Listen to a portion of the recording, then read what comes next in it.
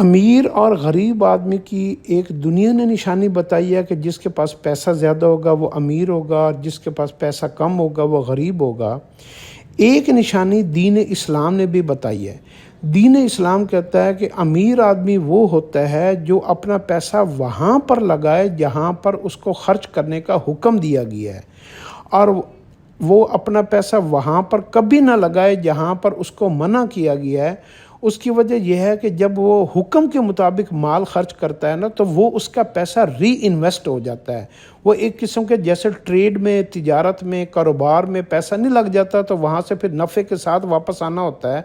جب انسان اللہ کے حکم کے مطابق مال خرچ کرتا ہے تو وہ اپنے پیسے کو انویسٹ کر دیتا ہے، اور پھر وہ اس نے 10 گنا، 100 گنا، 1000 گنا ہو کر پیسہ واپس آنا ہوتا ہے۔ وہ اس کی انویسٹمنٹ ہے۔